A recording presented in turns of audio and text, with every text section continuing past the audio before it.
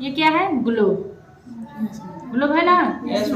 इतनी बड़ी पृथ्वी को हम पूरे एक जगह नहीं देख पाएंगे, इसीलिए ग्लोब बनाया गया है पृथ्वी के मॉडल। ठीक, अब ये जानेंगे कि पृथ्वी जो घूम रही है, घूमती है अपनी पृथ्वी, है तो जानते हो ना सभी लोग। तो घूम रही है तो घूमने के कारण क्या क्या होता है। ठीक, तो अभी देखिए ये ऐसे घूम रही है ना अपनी जगह पे, हाँ? तो अपनी जगह पे जब ये घूमती है तो इस गति को हम कहते हैं परिभ्रमण। क्या कहते हैं? परिभ्रमण। हाँ, देखिए अपनी जगह पे घूम रही है ना लड्डू की तरह, हाँ? तो ये क्या हो गया? परिभ्रमण। परिभ्रमण।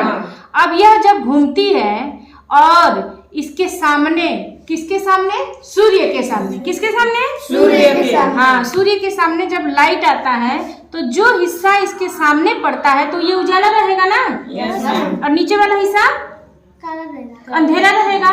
ठीक, तो ये वाला हिस्सा क्या हो जाता है? लाइट की वजह से दिन रहता है, और इधर वाला हिस्सा क्या हो जाता है? रात। तो आधे हिस्से में क्या हो जाता है? दिन, और आधे हिस्से में रात हो जाता है, और हमेशा सूर्य के सामने ये चक्कर लगाता रहता है। तो ये हो गया परिभ्रमण। इसे हम कौन सी गति कहते हैं? दैनिक गति भी कहते हैं। एक दिन में वो 24 घंटे होते हैं ना, 24 घंटे में वो एक चक्कर लगा लेती है, ऐसे घूमती है एक पूरा चक्कर, 24 घंटे में एक चक्कर। इसे हम कहते हैं दैनिक गति।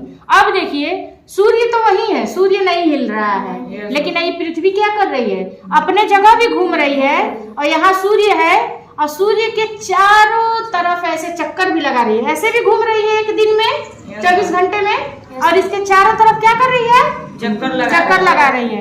इसे क्या कहेंगे? इस जो चारों तरफ इसके घूम रही है, मान लीजिए ये सूर्य है, ठीक, और ये एक चक्कर घूम गई, परिभ्रमण। एक दिन में दिन और रात हो गए, घूमने के कारण दिन रात हुआ ना।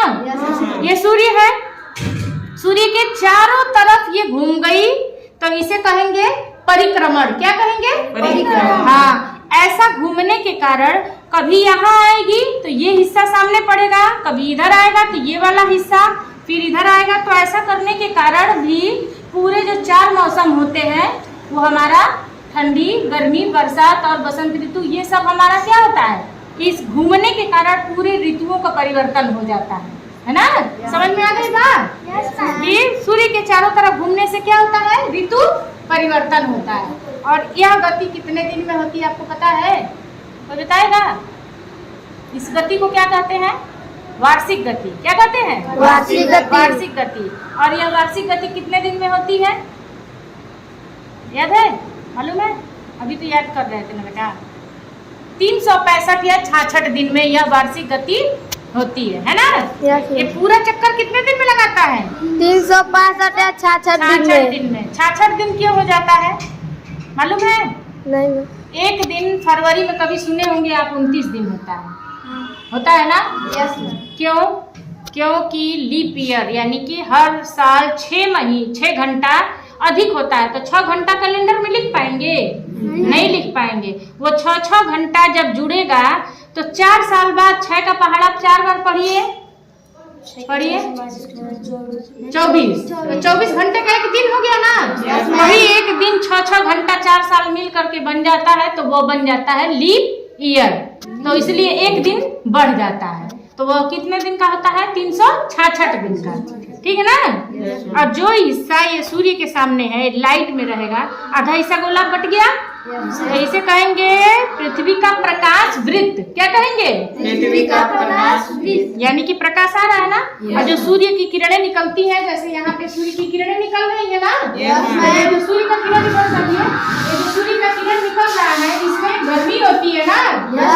गर्मी होती है तो इसे हम सूर्यातप कहते हैं। क्या कहते हैं? सूर्यातप। हाँ, और ऊपर का उत्तरी ध्रुव, नीचे का दक्षिणी ध्रुव, और ये जो हिस्सा लाइट में रहता है इसे हम प्रकाश वृत्त कहते हैं, क्योंकि ये लाइट से, सूर्य के लाइट से उजाला है, दिन है, बाकी हिस्से में रात है, तो इसीलिए सूर्य का प्रकाश वृत्त। अब देखिए ये वाला, देखिए पूरे सूर्य के चारों तरफ पृथ्वी घूम रही है एक साल। ठीक, यहाँ जब भी ये सामने वाले हिस्से में रहेगा, उस वाले हिस्से में हमेशा क्या रहेगा? गर्मी, ग्रीष्म ऋतु, और उधर वाले में शीत ऋतु। ठीक है ना? हमेशा इसका हिस्सा बांट देगा, आधा हिस्सा में शीत ऋतु, आधा में ग्रीष्म ऋतु। ऐसे करके 365 दिन या 366 दिन में यह चक्कर लगा लेता है। और जब 21 मार्च को आता है तो उस दिन और रात दोनों एकदम बराबर होते हैं, 12 घंटा दिन और 12 घंटा रात।